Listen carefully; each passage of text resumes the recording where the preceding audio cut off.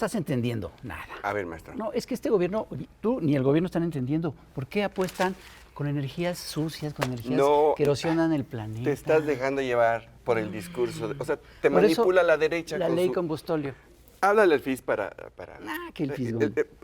Yo le voy a hablar. No, pero él no usa celular, acuérdate. ¿No usa celular? Ve. FIS, Son ¿estás ahí? mentalidades del pasado. No, eso no tiene nada que ver con... ¿Qué? ¿Y qué? ¿Le vas a hablar y qué nos va a decir? Porque nos consiguió una mina. ¿Una mina? ¿De qué? Sí, no de litio, sino de información. Ahorita vas a ver. Oye, el FIS todavía no tiene celular. Ya está ahí el Fisgón. Fisgón, ¿cómo estás? Muy bien, compañeros. Hola, muy bien. Que ya te vacunaron.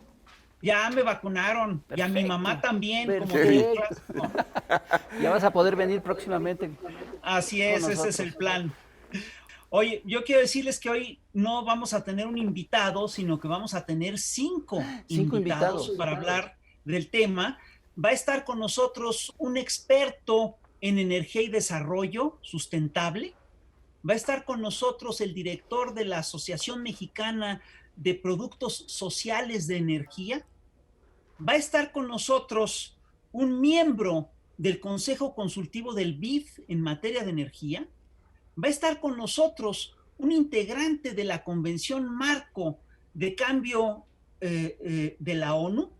Y va a estar con nosotros un cuate al que le acaban de dar un reconocimiento, bueno, se lo dieron en 2013, un reconocimiento nacional a la conservación de la naturaleza por un proyecto que hizo en Calakmul. Pero FIS, no vamos a ver. Son muchas personas, no nos habías dicho, o sea, quedamos que es de un invitado por programa. Ya lo habíamos hablado, FIS. Pero como estamos en una lógica de universos paralelos, hemos logrado integrarlos a todos en un solo invitado, y es ni más ni menos que el compañero Hilario Valenzuela, que aquí está con nosotros. Anda. ¿Todas esas personas es usted, don Hilario? Así es. Pues mucho gusto a los cinco. ¿Podemos hablarle de tú a los cinco o hay alguno que se oponga?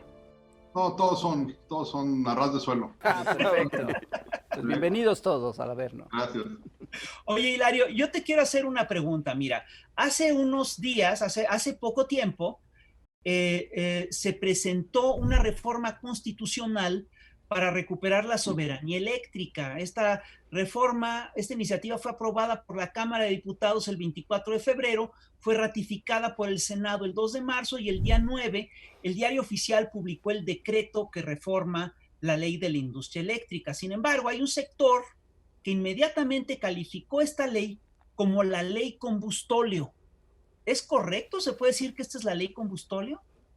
No, efectivamente, mira, es una forma de etiquetar o de tachar en la narrativa neoliberal algo que no tiene ya el sustento popular, ¿no? Hay un cambio de régimen y por lo tanto se utilizan las palabras para que la gente se ligue y que diga, no, es una ley combustóleo. Bueno, no es una ley combustóleo. En realidad, México no puede producir más que el 5%, un poquito menos del 5% de toda la energía que necesita el país, la puede producir con combustóleo. Es decir, ¿por qué?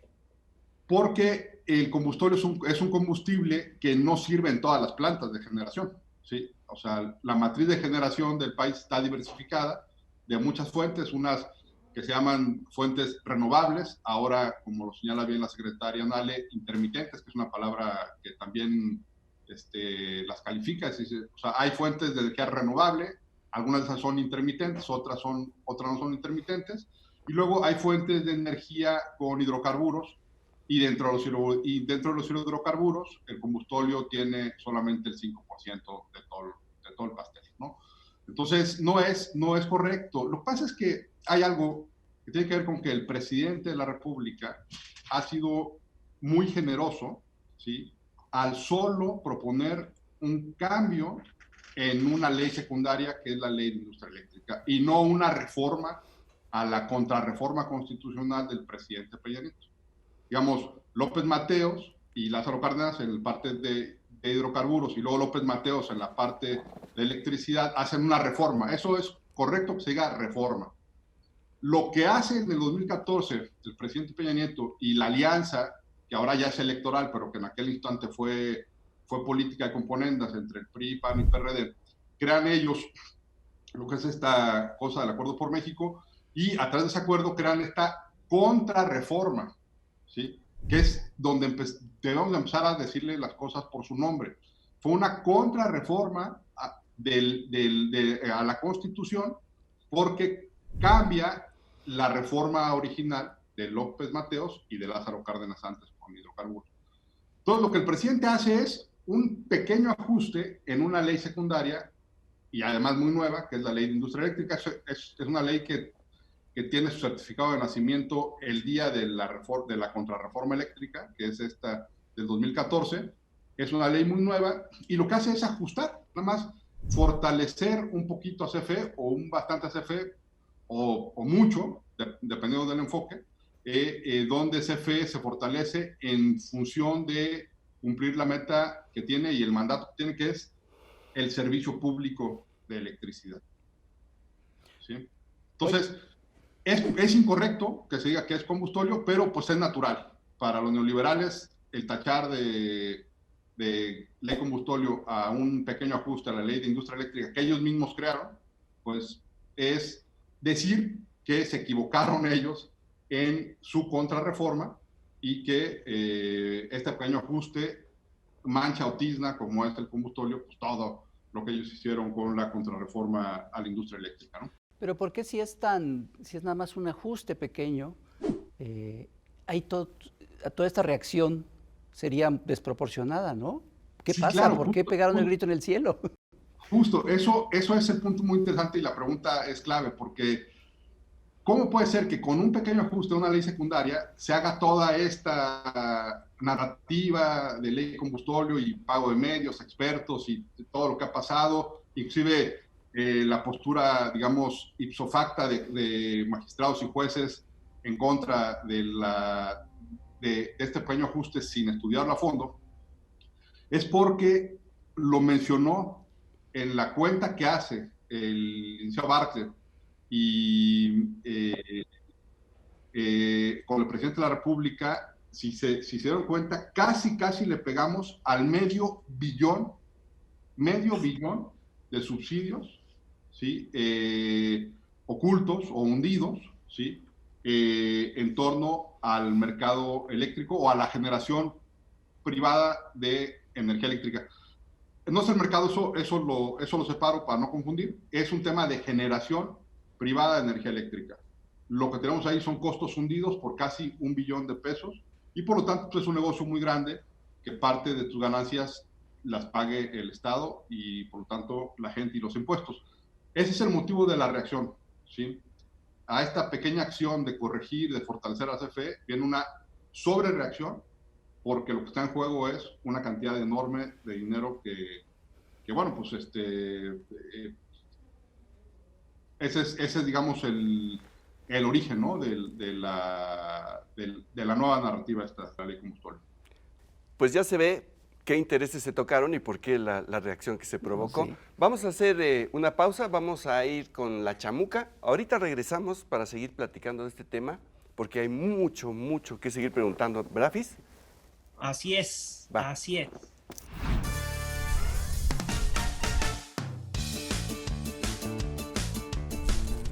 Querido lectorado, llegan los días conmovedores de la Semana Santa y aunque la bella y catártica tradición de quema de Judas no podrá realizarse presencialmente porque pandemia, aquí va un bonche de aquellos que de cualquier manera ya están súper tatemados. Diego Fernández de Ceballos, reliquia política del PAN, de conocida misoginia y conservadurismo, que resurge para combatir el conservadurismo de la 4T con bríos neofeministas. Ajá. Claudio X González. El prianismo ya es oficial por obra de este empresario, que ha visto menguado su poder fáctico, por lo que, una vez adquiridos los partidos, sueña ahora con comprar los votos de México. Cuauhtémoc Gutiérrez de la Torre, famoso proxeneta del PRI y muy admirado en los círculos que defienden la esclavitud y explotación sexual de las mujeres. Félix Salgado Macedonio, espécimen de Morena que va del error al horror con este candidato, es otro agresor que se descubre neofeminista en la oferta electoral. Providas. aunque los grupos antiderechos no podían faltar en tan especial ocasión, defendiendo por igual las muertes de mujeres en abortos clandestinos y la libertad de los pederastas y los violadores. Cuerpo de granaderos. Se presentan en un bello marco de vallas y muros de contención y solo existen cuando hay que reprimir las marchas feministas desde 2019. Feminicidas. Porque va para largo la transformación del sistema de justicia, SIC, que sigue siendo omiso cuando no cómplice en este México feminicida. Ni una más. La COVID-19.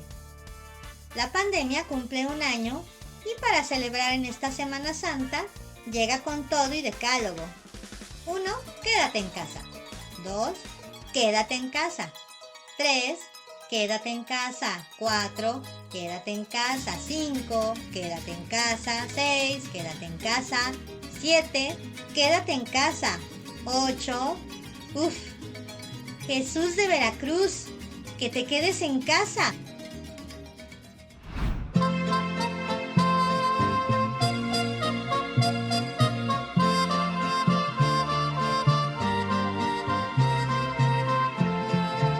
Quisiera abrir lentamente mis venas, cada bimestre clavarme en la cruz, para poderles demostrar que no puedo pagar por el recibo de la luz.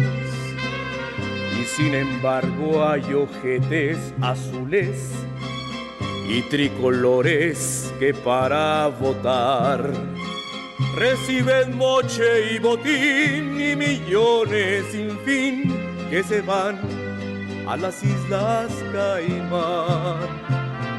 Sombras nada más entre contrato y contrato, sombras nada más con cada pinche apagón. Un juez infeliz se la pasa suspendiendo lo que viene deteniendo los contratos más horrendos de esta tranza sin final.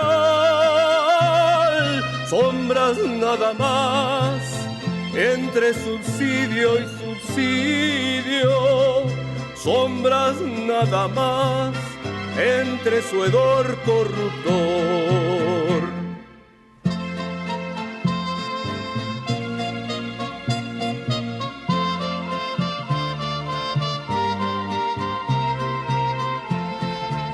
Que limpias tus energías renovables para ensuciar un contrato abusón, leonino y muy cochinón, que firmaron con pasión Enriquito y Calderón. Y me quedé como un tonto pagando cada recibo, creciendo más y más. Pero voté pa' corregir y estas lacras combatir, pero un juez nos le echó pa' atrás. Sombras nada más entre contrato y contrato, sombras nada más con cada pinche apagón. Un juez infeliz se la pasa suspendiendo lo que viene deteniendo los contratos más horrendos de esta tranza sin final. Sombras nada más entre contrato y contrato, sombras nada más con cada pinche apagón.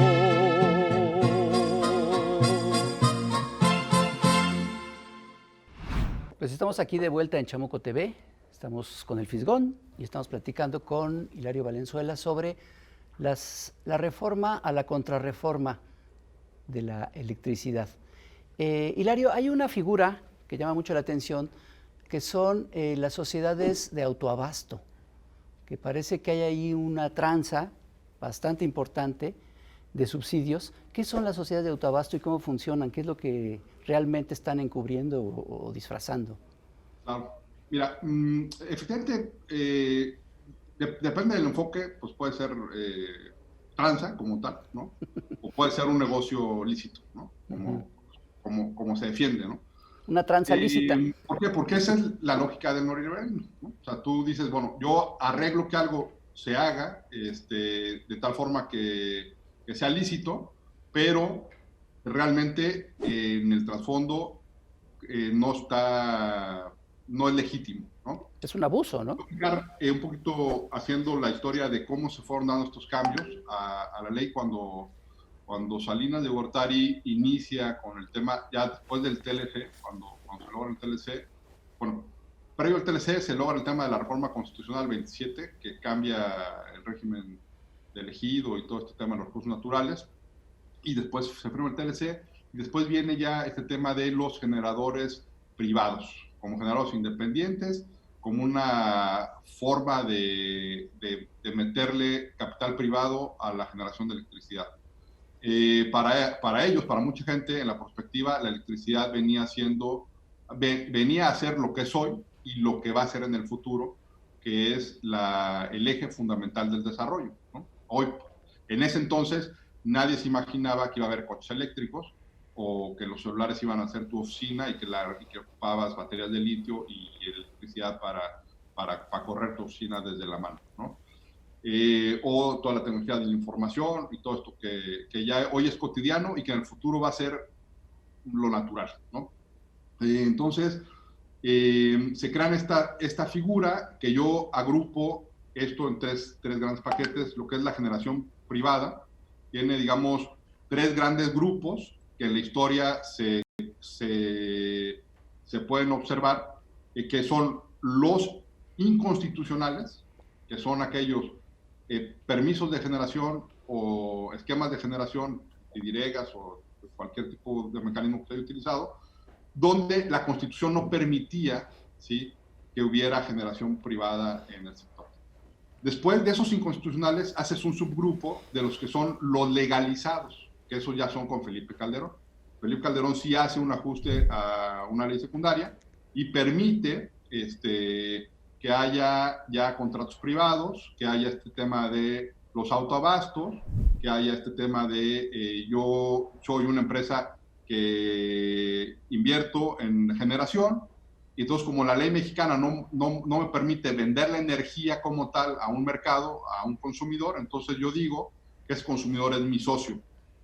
Y entonces es donde se crean estas sociedades de autoabasto. Entonces yo hago una inversión muy grande para poner una planta de generación y me consigo socios que me compren la energía, pero lo que digo es que van a ser mis asociados.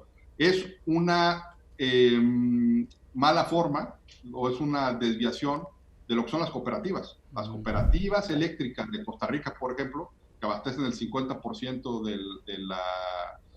de su país o un poquito más, son empresas colectivas de usuarios, de mucha gente, de familias, de pueblos, que el gobierno les da la oportunidad de autoabastecerse en una cooperativa eléctrica.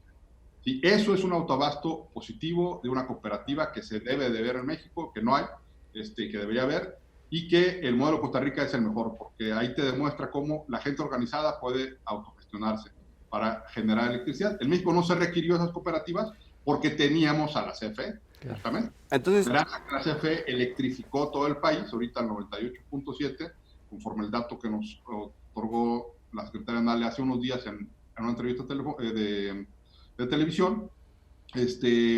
No se requirieron que en México hubiera cooperativas. Entonces, no hay cooperativas sociales, pero crearon estas sociedades de autoabasto como mecanismo para tener clientes, para que sus consumidores de la electricidad fueran sus socios, y ya con eso no le estás vendiendo energía al mercado, sino le estás vendiendo energía a un socio. Entonces, esas son el paquete de legalizados.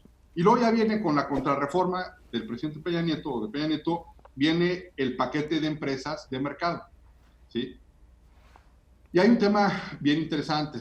Si la contrarreforma, se hubiera quedado solamente con el mercado y hubiera borrado todo lo anterior, hubiera sido una reforma legítima y legal, o sea, con la legalidad y la legitimidad que se requería, porque hacer una empresa de mercado, pues el mercado para ciertos objetos sí te sirve porque se pelean los productores y te ofrecen un producto más barato y es mejor para la empresa del Estado que el CFE, ¿no? Pero vendieron en una envoltura de mercado, nos metieron el paquetote de las inconstitucionales y de las legalizadas. Y eso es lo que implica este $500 billion de pesos de subsidios y de beneficios, privilegios que tiene ese paquete. Entonces, una bolsa muy bonita de mercado, que hay empresas que son de mercado que sí le sirven a la CFE, pero son poquitas. Las últimas, pues, si tú revisas los permisos de generación del 2014 a la fecha, esas son las empresas que sí le venden a CFE de forma eficiente y CFE está contento con eso. Pero en ese paquete, en esa envoltura, nos metieron toda esta cosa de aprovecharse de un servicio público para enriquecerse las empresas o los socios que participaron de esos proyectos. Ahí tocó el punto de que la electricidad es una mercancía en Estados Unidos, un commodity en las bolsas. O sea, se podría ver pues como si fuera un commodity, pero es una mercancía. Pero en México, antes que ser mercancía, es un servicio público, ¿sí? Entonces, el origen de la electricidad en México es distinta al origen de la electricidad en Estados Unidos y en otras partes del mundo. Acá es un servicio público que otorga el Estado. Y el Estado siempre tiene que tener la rectoría de los elementos para otorgar el servicio de la mejor forma. Y eso es lo que está pasando, ¿no? La electricidad en México no ha subido desde que entró el presidente López Obrador, porque, más que el índice inflacionario, porque fue un mandato del presidente. Con Peña Nieto subieron las tarifas de servicio 38%, con todo y la reforma, ¿no? La contrarreforma, perdón. Entonces, el hecho de que tengamos hoy por hoy un país donde tu recibo de luz no suba más que lo que sube la inflación, siempre y cuando no consumas más, ¿no? Porque eso es un tema igual que te puedo explicar. Si consumes más, pues se te va la tarifa, pero como tal no se ha aumentado la electricidad. O sea, no ha habido ni gasolinazo, ni subidas de la electricidad. Ni tarifazos. Por otro lado, ni tarifazos, exactamente, ¿no? Oye, entonces, esa es parte del entramado de los autoabastos, ¿eh? Oye, Hilario, se nos ha acabado el tiempo del programa en televisión abierta, pero mira, todavía si nos regalas un rato más podemos seguir con el Plus de YouTube, porque todavía hay mucho de qué hablar. No hemos hablado aún del tema de los amparos y de los jueces que regalan amparos, entonces pues nos despedimos. Y tenemos un pequeño ejemplo, muy, muy ilustrativo ahorita para que se queden los compañeros de la gente en YouTube, para que vean cómo, perfecto. Ahorita cómo es que se roba en este sector. Ahorita lo vamos a ver. Con eso. Pues entonces, muchas gracias. Brínquense a YouTube y seguimos platicando. Nos vemos.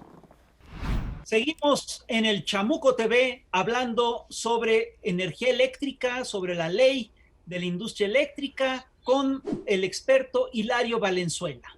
Hilario, yo te quiero hacer una pregunta. Una de las cosas que se han denunciado alrededor de todo el entramado eléctrico es que hay empresas que han abusado de una manera muy feroz y que han conseguido grandes ganancias a partir de la riqueza eléctrica nacional. Yo te quiero hacer una pregunta. ¿Hay casos concretos de gente, políticos, etcétera, que hayan utilizado el tema de las energías limpias para hacer negocios propios, para hacer negocios sucios? Sí, mira, hay un estudio muy interesante no me acuerdo si del SEMDA o del Greenpeace, inclusive uno de ellos, que dice que tiene el título de Energías limpias, contratos sucios o negocios sucios, ¿no? Y eso es muy malo porque las energías limpias son positivas. Las energías limpias son una necesidad para el mundo por el tema del cambio climático. No hemos logrado como mundo ni como país el abatir este riesgo de aumentar la temperatura a 2 grados y por lo tanto eso nos va a llevar a padecer consecuencias muy graves en el mediano plazo, corto, mediano plazo, y sobre todo a las generaciones que siguen, pues tener un mundo distinto y cambiante que no tuvimos nosotros, que disfrutamos la Tierra como la conocemos, ¿no? Pero desgraciadamente sí hay casos Y hay uno muy interesante, fíjate. Hay un caso que es de aquí de Sonora, y que me sirve para ilustrar toda esta mezcla, ese revoltijo entre política, elecciones, negocios, energía y la gente, ¿no? Porque el problema de esto, del sector eléctrico, es que como es un servicio público, cualquier cosa que entra en esa licuadora del servicio público, pues se revuelve en esa gran mezcla, ¿sí? De algo positivo que es darle servicio público a la gente. Entonces tú tienes una licuadora donde vas a meter todos los ingredientes y resulta que metes cosas ya podridas o que son malas para la salud, pero se las das a la persona en su vasito como algo positivo porque le pusiste algo de nopal, piña y ya es un jugo verde, pero tiene toda una serie de cosas que no te sirven.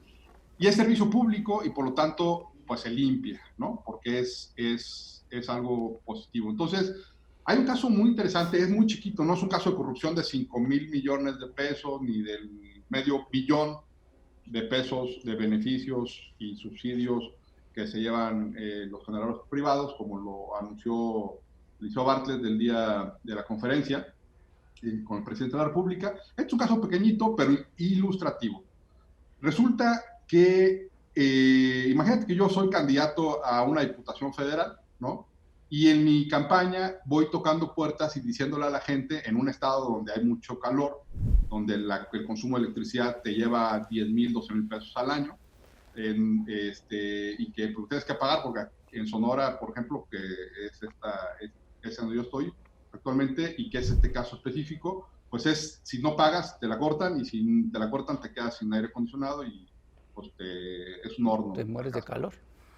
Entonces, imagínate que yo voy en campaña consiguiendo votos y le digo a la gente, oye, si me firmas aquí, te voy a hacer una parte de una asociación y te voy a dar un panel solar cuando yo sea diputado y te lo voy a instalar y con eso vas a bajar tu consumo eléctrico. Todo el mundo dice, qué bonita la energía renovable, ¿no? ¿Cuántos no quisiéramos un panel solar en nuestra casa, en nuestro techo, y que con eso tengamos menor costo de electricidad? Bueno, efectivamente la gente se entusiasma, firma, vota, da el voto y me llevo la curul a la bolsa, ¿no? Entonces ya llego a la curul y ya estando en la Cámara de Diputados me doy cuenta que no es tan fácil poner paneles solares, que no puede ser un régimen de excepción donde yo le consiga paneles a solamente un grupo de personas en el país, que no puede ser un programa, que no puede ser un programa de inversión. Y entonces se me quita esa gran idea, pero como hay grandes técnicos a mi alrededor, me dicen, y tecnólogos, sobre todo de tecnología que no se fabrica en México, me dicen, oye, ¿qué tal no hagas paneles solares? Mejor pon un aerogenerador. Oye, pero en Sonora no es La Ventosa, no es Oaxaca, no es pues ¿cómo? ¿Dónde? Ah, pues fíjate que hay un estudio del aeropuerto de Puerto Peñasco y en ese estudio dice que hay ciertos vientos en la zona y pues es costa y por lo tanto puede ser rentable que pongas un aerogenerador. Y entonces dices, como diputado, bueno, me voy a meter a la comisión de presupuesto y voy a negociar ahí que me asignen 50 millones de pesos para mi aerogenerador y con ese le cumplo el compromiso a los votantes que tuve en mi distrito a través de la asociación civil que creo, la organización que hice.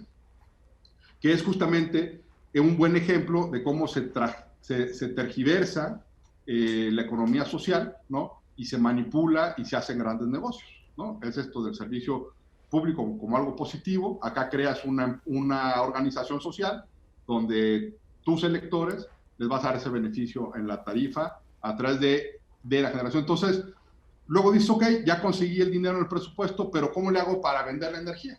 Ah, pues ahí está este paquete de generadores inconstitucionales que hablábamos hace ratito, pues hay una figura que se llama pequeño productor de energía. Y ese pequeño productor de energía firma un contrato con la CFE y la CFE se encarga de darle energía a esta gente que me firmó y con eso pues ya tengo yo satisfecho, digamos, la oferta electoral, que es ilegal además, no puedes andar ofreciendo a los electores dádivas por el voto. Pero bueno, ya pasó, se calificó la elección y ya ya soy diputado, y entonces lo que hago es que en lugar de poner paneles, me compro un aerogenerador, ¿no? Pero como la Secretaría de Energía, donde están más aptos y más sabiondos, dicen, no puedo darte tus 50 millones de pesos que me pusiste como diputado, porque va a ser lo mismo la ilegalidad de lo de ofrecer cosas en la campaña. Entonces te dicen, esos 50 los voy a meter yo a mi bolsa, de todo lo demás que tengo, pero tengo un fondo que saco de un impuesto al carbono, otra manipulación perversa de algo positivo, del impuesto al carbono que tengo en las gasolinas y en el diésel y en el combustóleo, justamente hablando de combustóleo, y de ese impuesto al carbono tengo un fondo para financiar proyectos como el tuyo, fíjate. Y entonces lo que voy a hacer es que te voy a dar 95, no 50 millones, no. Te doy 95 millones para que pongas tus aerogeneradores ahí en Puerto Peñasco, le des en la torre la belleza escénica de la zona, pero que tengas un aerogenerador que dé vueltas 2-3 veces al año, en algunas temporadas del año, y que con eso pues te genera un ingreso que le vas a vender a CFE, y con ese ingreso vas a pagar o vas a repartir en pizcacha a la gente, como ocurre en los grandes negocios de los políticos empresarios. Le das poquito a la gente y te quedas con una parte de ese negocio. ¿Qué pasaría si esa empresa después se da la reforma energética y ahora la cambio del permiso, lo cambio de pequeño productor de energía que le vendo a CFE y ahora ya la paso al mercado eléctrico como generador, ¿sí? Entonces, no solamente tengo el beneficio de que yo vendí que iba a ser pequeño productor de energía y por lo tanto el Estado dijo, bueno, o el gobierno dijo, bueno, vamos a fomentar las energías renovables, le vamos a financiar un proyecto a este diputado que lideró un grupo de personas, como son personas, es economía social, es la gente, vamos a financiarles, con tal de que le venda la energía a CFE, y CFE haga con ella lo que necesite. Y al final dice, no, ¿sabes qué? Ya no quiero eso. Voy a la CRE y le digo, oye, CRE, ya no quiero ser pequeño productor de energía para que me pague CFE, ahora quiero venderle al mercado y a CFE, pero a través del mercado. Y entonces hago un negocio redondo. Eso es un ejemplo de el que va a ser ahorita candidato, o ya es, o en unas horas va a ser candidato a la alcaldía de Hermosillo por el PRI, PAN y PRD, Antonio Tazarán, que fue presidente municipal de Guaymas por el PRI y fue candidato al Senado, perdió contra Alfonso Durazo por el PRI, PAN, PRD, pero fue candidato al Senado por el PAN, perdón. Pero bueno, fue del PRI, los pasó al PAN y ahora están todos juntos y va por la alcaldía de Hermosillo. No dudo que él, y creo que ayer el candidato de Movimiento Ciudadano, Ricardo Burs, anunció en un evento en Navojoa que también iba a darle paneles solares a las amas de casa, que va a terminar lo mismo, ¿no? En conseguir con dinero del gobierno, ¿sí? Poner algún parque solar donde él va a ser también parte del negocio y ya sabemos cómo se hacen este tipo de negocios. Entonces, este amigo, Toño, que no lo conozco personalmente, pero pues es su trayectoria y sé que va a ser el candidato aquí, ese es el mejor ejemplo que tenemos como país de hacer algo bueno como las energías renovables, ¿sí? Un negocio turbio y que arroja absolutamente nada, ¿sí? Porque no es una zona apta para la generación eólica, ¿sí? Ahí lo correcto hubiera sido generación solar. Pues sí. Peñasco tiene creo que 1 día o 2 días de nubes al año, el resto es sol y playa, y es un lugar hermoso, que los invitamos a visitarlo, además pegadito al área natural protegida del Pinacate y del desierto de Santa Clara, y bueno, pues, y del Golfo de Santa Clara, y bueno, pues este es un buen ejemplo de lo que es este tema. Inclusive hubo una denuncia en el 2018 en la fiscalía, nomás que creo que fue vía electoral y por lo tanto tal vez ya no se le dio seguimiento, contra este personaje, Antonio Tazarán, que será candidato aquí en Hermosillo, y que justamente ese es lo que permitió esta contrarreforma, traerse una serie de malos negocios para CFE, meterlos en una bolsa que es el mercado, o una envoltura de que se apertura y que se genera mercado, y meternos ese tipo de problemas. Porque ahora la CFE seguramente le está pagando a la empresa que crearon para ese aerogenerador, pues como lo decía el señor Bartlett, ofertan como con el menor costo, pero le pagan como la planta de generación más cara, ¿no? Entonces, ese es un muy buen ejemplo de lo que pasó con el sector. Y es chiquito porque nomás fueron 95 millones de pesos, ¿no? Entonces, comparado pues contra lo que implica este tipo de proyectos. Una planta de ciclo combinado, por ejemplo, cuesta más o menos $1,000 millones, ¿no? O sea, no es cualquier inversión. Y bueno, pues es un ejemplo, ¿no? De lo que está pasando y de lo que pasó.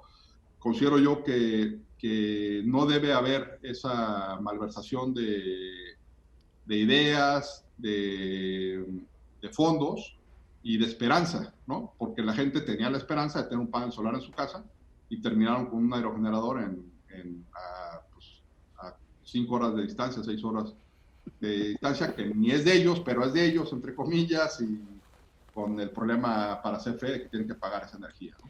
Pues como dices, es 95 millones, pues es morralla, ¿no? Es morralla, claro.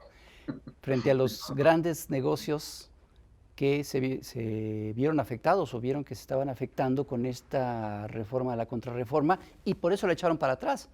Claro.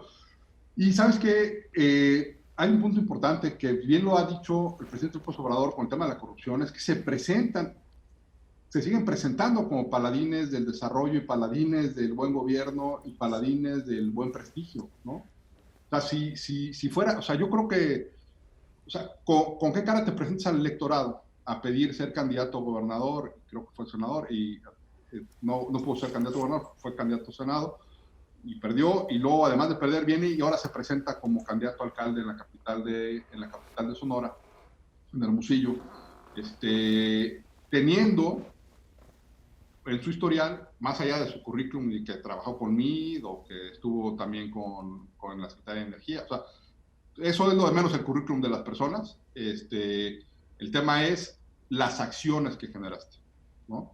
¿Cómo te presentas a una elección teniendo un engaño de esta magnitud en tu haber, ¿no? Oye, y está la cuestión, te digo, ya echaron para atrás esto, ¿qué va a pasar?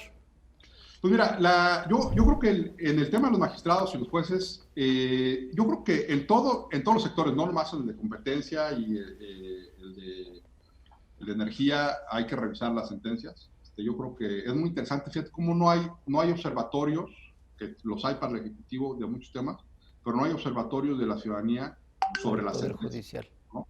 Sí, porque da miedo, ¿no? Que luego te toca a ti estar del lado de los acusados y pues, acabes con un juez de esos que revisaste, ¿no?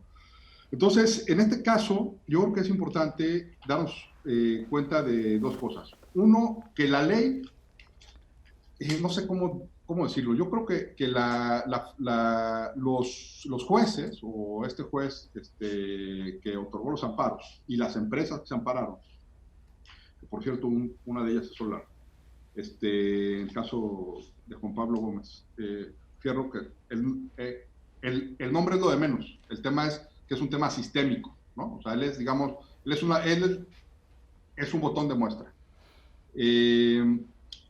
Al otorgar un amparo, creo que hace lo correcto.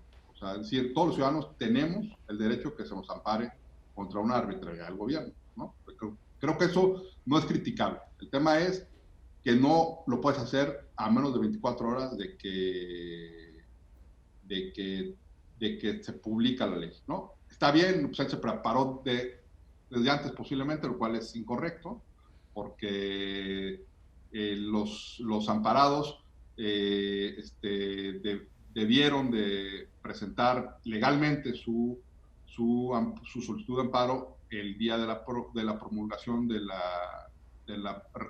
la pequeña reforma a la contrarreforma, o de la pequeña reforma a esta ley secundaria, y 24 horas después, a las 8:49 de la mañana, o sea, cuando apenas están abriendo los juzgados, sale el amparo otorgado, el que no es definitivo, el que, digamos, te lo tienen que otorgar casi hasta si presentas mal el escrito de amparo, ¿no? Entonces, a partir de ahí, lo que se genera es la señal clara de que el judicial sí tiene favoritos, ¿no? Segundo, de que no se mete a fondo, porque el tema de la prelación, que es un asunto ahí que se ha debatido mucho en medios, que justamente el tema de la ley combustóleo y de que por eso ley combustóleo por la prelación, en realidad viene anunciado en los antecedentes, ¿sí? O sea, que ni siquiera leen bien las cosas, agarran y leen la iniciativa de ley, en los antecedentes el presidente pone claramente su relatoría de lo que él piensa, de lo que debe ser la forma de fortalecer a CFE, y él pone una prelación en los antecedentes. Dice que se despache primero las hidroeléctricas, después las centrales de CFE, después las centrales privadas y al final las intermitentes, ¿no?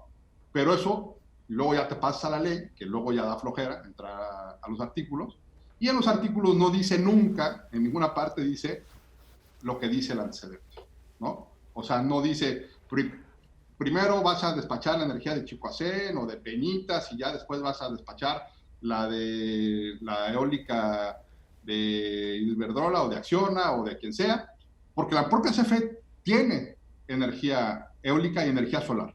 El primer inversionista en energía eólica en México, en la Ventosa, fue CFE, ¿sí? El problema es que lo usaron para probar la tecnología, para probar la generación, y después ya entraron los privados. Entonces, el problema es que no leen los contenidos de la ley y, bueno, pues lo que la ley dice es que le otorga a CFE la posibilidad de tener contratos de energía firme o de energía firme, que es decir, que el SENACE no le corrija después la plana, que es un poco lo que pasa con la contrarreforma. La CFE dice, bueno, yo voy a asegurar mis fuentes de energía con estos contratos, privados o públicos, ¿eh? O sea, no es que haya una preferencia. No tenemos más que el 3% de capacidad extra en el país de generación. Si el señor X González quisiera hacer un boicot nacional, tendría que convocar a que todos encendamos la lavadora a las 9 de la noche. Y ahí sí le generamos un problema al señor Bartlett. Porque no tenemos más que el 3% de generación adicional de pico. O sea, si todo el país se pone de acuerdo y prende la lavadora a las 9 de la noche, entonces tendríamos que generar algunos apagones en algunas partes del país para suministrar a las grandes ciudades, etc. Entonces, a lo que voy ahí es que la prelación está indicada en la ley, no como la expresa en los antecedentes el presidente, sino solamente como la potestad del encargado del servicio eléctrico, del servicio público, ¿sí? De decidir a quién le compra la electricidad. Y que no haya nadie que le corrija esa plana a la hora de que haya otros generadores. Entonces, yo creo que eso es válido, es lo que planteaba igual el señor Bartlett en la conferencia con el presidente, que dice, es que si vamos a jugar a la ley del mercado, pues dejen que CFE juegue de veras en la ley del mercado, ¿no? Entonces, eso es lo que pasa con el tema de los amparos. Inicia uno y por lo tanto se van a amparar el resto de empresas, ¿no? Yo creo que las últimas que se ampararán pues las empresas que no les quede de otra porque son empresas, ¿sí? Y por no quedarse, digamos, fuera o por no quedarse en un limbo legal, ¿no? Entonces, de ahí sube esto a una instancia superior y por lo tanto se tendrá que ver en la Suprema Corte, y ahí creo que se lamentarán los creadores de la contrarreforma, los escribanos de la contrarreforma, lamentarán no haber hecho una reforma más técnicamente adecuada a sus intereses, porque lo que hicieron que esa es parte de la tecnocracia, de la ficción de la tecnocracia, que parece que son los científicos del buen gobierno, donde resulta que la contrarreforma del 2014 toma el texto original de la reforma de Lázaro Cárdenas, ¿no? Pero como ya estaba tan cambiado, ¿sí? Pues ellos dicen, pues mira, este texto está bueno, vamos a regresarlo. Entonces, cuando los jueces vean revisen la inconstitucionalidad, se van a dar cuenta que la Constitución le permite a CFE hacer lo que pretende hacer y le permite al Ejecutivo modificar este pequeño ajuste en la ley de industria eléctrica. En caso de que resuelvan que es inconstitucional, podrían de todos modos ellos corregir el tema de la prelación o darle cierto margen de maniobra a los privados, pero no desechar como tal la reforma del presidente.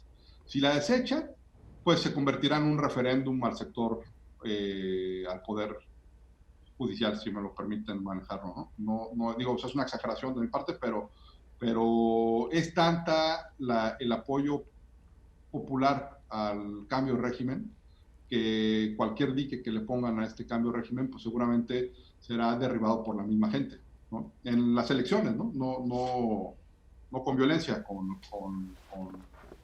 la resistencia civil pacífica que el presidente López Obrador ha instrumentado y que yo creo que es importante que los jueces también midan el tema del respaldo de la gente, ¿no?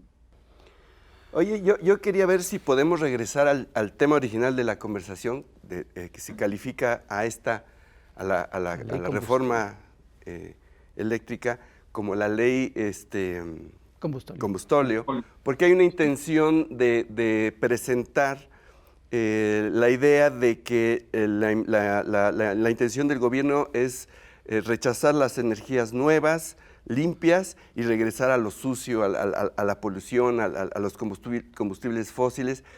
Por eso le llaman así, la ley combustóleo. Tú ya aclaraste que la CFE solamente puede producir 5% de su capacidad de generación por ley, pero además hay otra cosa que creo que es muy importante remarcar, que la mayor parte de la energía eléctrica que genera la CFE, pues no es consumiendo quemando combustibles fósiles, sino que viene de las hidroeléctricas, ¿no es cierto? Exactamente.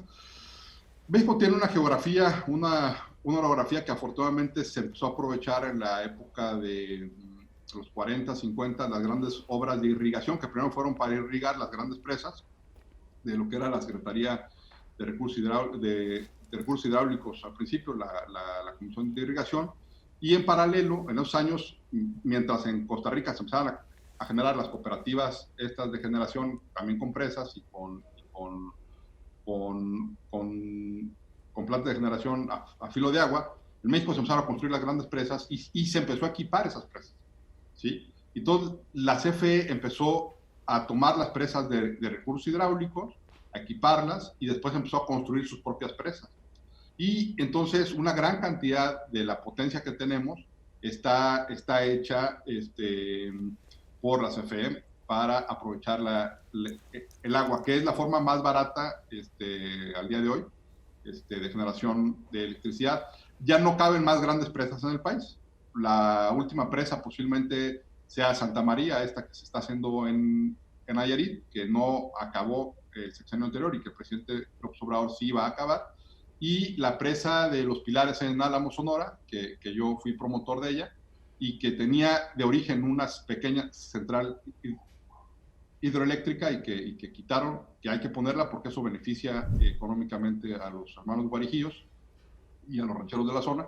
Y efectivamente ya no caben grandes presas, pero sí caben el reequipamiento de las presas actuales, o sea, cambiar las turbinas de hace 50 años por turbinas nuevas, más eficientes, que tienen más capacidad de generación, y aprovechar los cauces, como el caso de Chicoacén 2, por ejemplo, que es un proyecto muy grande, que utiliza las aguas en el río que vierte la presa de Chicoacén, ¿no? Entonces, hay tecnología hoy por hoy que utiliza estos cauces de ríos o de canales para generar electricidad. Entonces, hay un potencial enorme de generación hidroeléctrica en el país, y eso es energía renovable, energía limpia. El problema, lo que dicen los técnicos, o los tecnócratas, ¿no?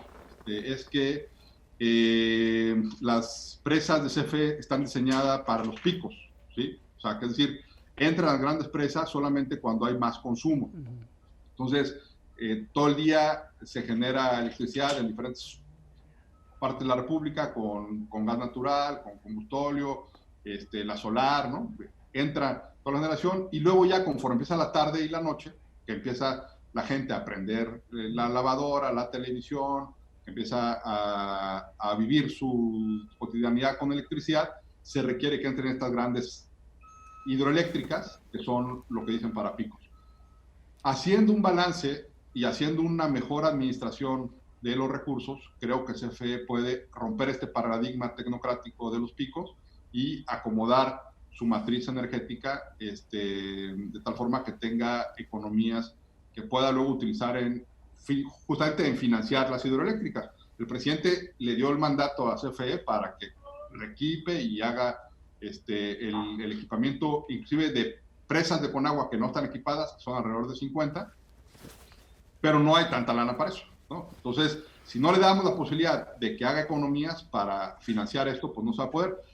Oye, pero bueno, también el presidente ya advirtió que si desechan su reforma totalmente, él iría por la reforma constitucional, es decir, por desechar completamente la contrarreforma de 2014. Sí. Pero bueno, ya vimos también, verdaderamente con sorpresa para mí, ¿no?, que el INE ya está en un activismo abierto en contra de la 4T.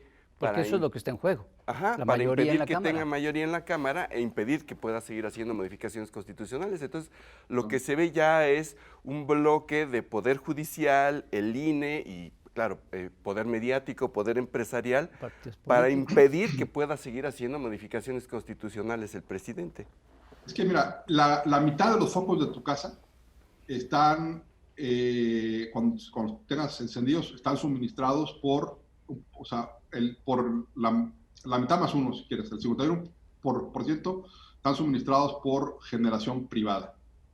Entonces, evidentemente, el negocio o el sector privado está involucrado en el sector eléctrico, no el sector petróleo, que es algo muy interesante. Cómo la lucha ideológica se da en el sector hidrocarburos, casi todos nos podemos arropar en la bandera y tirarnos por la defensa de los hidrocarburos, menos los que consideramos que ya tenemos que dejar el petróleo para hacer plásticos y fertilizantes, no para quemarlo en la generación, pero bueno, de todos el petróleo hay que defenderlo. Ahí voy a abrir un paréntesis muy rápido, ¿eh? No hay un presidente más ecologista que López Obrador por dos razones. Por una, la primera está mitigando toda la generación que tenga el gobierno a través de Sembrando Vida, está reforestando el país, y eso es mitigación. Y segundo, es lo que declaró hace unos días muy interesante, que dijo que Pemex solamente va a extraer el petróleo que necesita el mercado nacional. ¿Sí? Qué interesante. ¿Por qué? Porque el día de hoy el INEGI publica que importamos gasolinas y diésel, o sea, los petrolíferos, el 60%, el 60.7% me parece, de importaciones con respecto a las exportaciones. Entonces, qué interesante que el presidente diga, vamos a dejar el petróleo en el subsuelo, solamente vamos a extraer el que necesitamos para el abasto nacional. El problema es que el abasto nacional todavía nos falta 60% del mercado, ¿no? Entonces, cierro el paréntesis de lo que es el tema de la vocación ecológica del presidente, que es algo de frontera. Hoy por hoy, la neutralización de emisiones está dada a partir de reforestación. Eso es lo moderno, reforestar, las soluciones basadas en la naturaleza para mitigar los contaminantes. Entonces, en el caso de lo que comentamos antes del paréntesis, creo que el fortalecimiento de CFE queda manifiesto en situaciones como lo de Texas. México no pasó lo de Texas. de entrada los recibos de luz no nos aumentaron como les aumentó en Texas 300%. Se ha podido resolver el tema del metro, ¿sí? Si México no tuviera a la CFE a la mano, no hubiera resuelto el asunto de la subestación del metro, ¿sí? Así de rápido como lo está haciendo y el esquema en el que está haciendo. Y también no tendríamos el 98.7% de la población electrificada, ¿no? Que creo que eso también son grandes méritos de la CFE y hay que fortalecerla. Es que lo que pasó en Texas yo creo que es el mejor ejemplo de lo necesario que es que el sector energético sea un sector, es un sector fundamental. Un servicio, no un negocio. Exacto. Es un servicio es un servicio básico, como el agua que te llega a tu casa, como el drenaje. No hay forma de compararlo con un producto. Digamos, para el mercado es un producto, pues sí, porque lo vendes y lo compras, o sea, es una mercancía, pero para la vida, para la subsistencia humana, la electricidad ya es un servicio.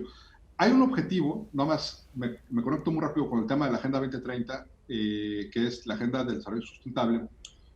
Hay dos grandes coincidencias. Yo creo que la agenda es el programa de gobierno del observador, pero hay dos grandes coincidencias claritas. La primera es que el objetivo número 1 de la Agenda 2030 es abatir la pobreza, ¿sí? El 2 es abatir el hambre, ¿no? Y el número 7 es la energía limpia, pero con una palabra clave, que dice asequible. La energía limpia y asequible, que es decir, barata, que la gente la pueda pagar, que no tengas que endeudarte, que no tengas que vivir, que no tengas que escoger entre comprar 1 kilo de carne y pagar la luz, o para los que son veganos, o comprar 1 kilo de papas, o ahora que fui aquí en Hermosillo, fui ayer al supermercado, quería yo comprar unas habas que vi que nunca llegan, 99 pesos el kilo de haba. Allá ustedes en la Ciudad de México pueden ir a comprar y a disfrutarlas seguramente por 9 pesos el kilo. Entonces, es muy importante que la energía eléctrica sea barata, porque es un insumo básico para la vida y la cotidianidad. Sí, no, la importancia de la soberanía eléctrica es indudable. Hay una cuestión que se está planteando aquí, que creo que es clave, que es el hecho de que al final de cuentas se va a convertir en un debate nacional.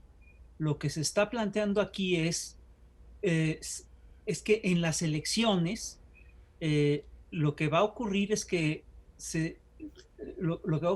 se va a plantear en realidad un referéndum sobre la energía eléctrica. Estas elecciones van a ser un referéndum sobre si queremos tener energía, empresas del Estado rentables, ¿no? O si queremos definitivamente entregarle esta energía a un supuesto esquema de mercado que ni siquiera respeta al mercado, ¿no? Que ni siquiera le hace honor a las reglas del mercado. Entonces, vamos a tener las elecciones, al final de cuentas, lo que nos van a definir, entre otras cosas, en estas elecciones lo que vamos a estar votando es si queremos defender la soberanía eléctrica o no. La electricidad barata, sí. Si la queremos como la tenemos, que suba conforme a la inflación, como lo instruyó el presidente y como lo indicaba la ley, justamente se ampararon contra la modificación que trae un transitorio donde se legaliza que no se aumente la electricidad más allá de la inflación, ¿sí? Entonces, defendemos el patrimonio de la familia, de la canasta básica familiar, ¿sí? De la economía familiar, a partir del voto justamente en esta elección, y por eso sí es un referéndum. Es un referéndum no solamente electoral, sino de prestigio público, ¿no?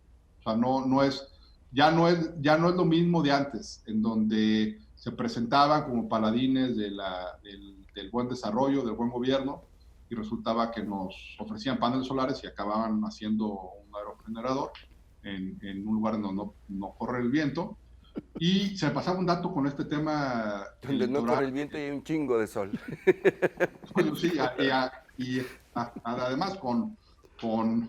Es más, si hubieras puesto una pequeña planta maremotriz, todavía te la creo más, ¿no? Dices, oye, sí, invertiste 95 millones de pesos en una planta maremotriz que utiliza el bajón que hay de las mareas en niveles por temporadas y generaste un proyectazo, todavía te la creo.